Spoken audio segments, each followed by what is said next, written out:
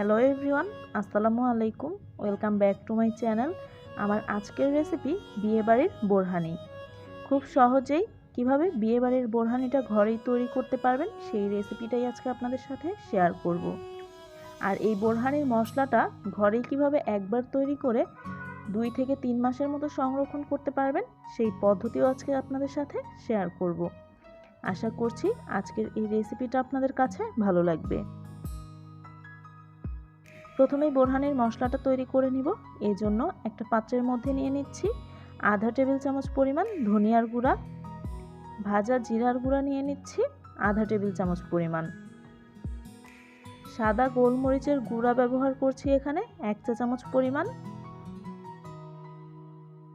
Bit লবণ ব্যবহার করেছি 1 টেবিল চামচ পরিমাণ, সাথে নর্মাল লবণ দিয়ে দিব 1.5 চা চামচ পরিমাণ। তবে পরে বোরহানি তৈরি করার সময় লবণ চিনিটা কিন্তু নিজেদের পছন্দ মতো কমিয়ে বাড়িয়ে ব্যবহার করা যাবে। এখানে সরিষার গুঁড়াটা অবশ্যই ব্যবহার করার চেষ্টা করবেন, তবে আমার হাতের কাছে সরিষা বাটাটা ছিল তাই এখানে 1 টেবিল চামচ সরিষার বাটা আমি বোরহানিটা তৈরি করার সময় ব্যবহার করব। তবে আপনারা এই মশলাটা তৈরি করার সময় যদি পারেন তাহলে সরিষার গুঁড়াটা 1 টেবিল চামচ পরিমাণ অবশ্যই ব্যবহার করবেন। এখানে আমি যে পরিমাণ মশলা নিয়ে নিয়েছি তা হচ্ছে 1 কেজি বা 1 লিটার টক দইয়ের জন্য। আপনারা যদি এর থেকে বেশি পরিমাণে বোরহানিটা তৈরি করেন সেক্ষেত্রে মশলাটা বাড়িয়ে ব্যবহার করবেন। এই অনুপাতে মশলাগুলো বাড়িয়ে একবারে বেশ খানিকটা মশলা তৈরি করে কিন্তু ফ্রিজে নরমালে রেখে 2 থেকে 3 মাসের মতো সংরক্ষণ করতে পারবেন। আর যখন একবারে বেশি করে মশলা তৈরি করে রাখবেন তখন প্রতিবার বোরহানি তৈরির জন্য প্রতি 1 লিটারের জন্য 3 থেকে 4 টেবিল চামচ পরিমাণ এই বোরহানির মশলাটা ব্যবহার করলেই হবে। এখন বোরহানিটা তৈরি করার পালা। এখানে আমি 1 কাপ পুদিনা পাতা, হাফ কাপ ধনিয়া পাতা, 3টা কাঁচামরিচ, সাথে 1.5 টেবিল চামচ পরিমাণ টমেটো কেচাপ দিয়ে খুব ভালো করে এগুলোকে ব্লেন্ড করে নিয়েছি। টমেটো কেচাপটা যে এগুলো ব্লেন্ড করার সময় ব্যবহার করতে হবে এমন কিছু না, এটা পরেও কিন্তু ব্যবহার করা যাবে। সেই বাটিটা ধুয়েই আমি এর মধ্যে দিয়ে দিচ্ছি 1 কাপ পানি। পানিটা প্রথমে অতিরিক্ত ব্যবহার করতে যাবেন না, পরে বুঝে পানিটা ব্যবহার করতে হবে। যে মশলাটা আমি তৈরি করে নিয়েছিলাম তার সম্পূর্ণটাই এখানে দিয়ে দিয়েছি, সাথে 3 টেবিল চামচ পরিমাণ দিয়ে দিয়েছি চিনি, আর সরিষা বাটাটা দিয়ে দিয়েছি 1 টেবিল চামচ পরিমাণ। এখন এই সব কিছুকে খুব ভালো করে একসাথে মিশিয়ে নিচ্ছি। খুব ভালো করে এগুলো মিশে গেলে অর্থাৎ চিনিটা গলে গেলে এটাকে একটা ঢাকনা দিয়ে ঢেকে রেখে দিব একটা সাইডে 10 মিনিটের জন্য। আর ততক্ষণে আমরা টক দইটা খুব ভালো করে ফেটিয়ে নিব। আমি প্রথমেই বলেছিলাম আজকে 1 কেজি দই বা 1 লিটার দইয়ের বোরহানি তৈরি করে দেখিয়ে দিব। আমি এখানে 4 কাপ বা 1 কেজি পরিমাণ টক দই নিয়ে নিয়েছি আর এটাকে খুব ভালো করে ফেটিয়ে নিয়েছি।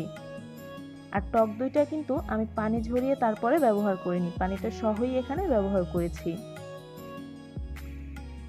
এরপরে সেই মশলাটা এর মধ্যে দিয়ে দিচ্ছি আর মশলাটাকে অবশ্যই এরকম একটা স্ট্রেইনার বা পাতলা সুতি কাপড় দিয়ে ছেঁকে তারপরে ব্যবহার করবেন।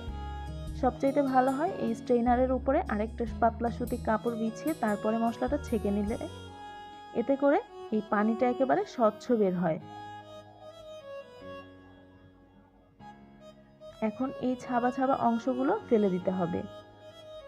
দেখতেই তো পাচ্ছেন যে এটা যদি ছেঁকে না নিতেন তাহলে এই মশলাগুলো এভাবেই মুখে পড়তো। তাই অবশ্যই এই মশলাটা ছেঁকে তারপরে ব্যবহার করতে হবে। এখন সব কিছু একসাথে মিশিয়ে নেওয়ার পালা।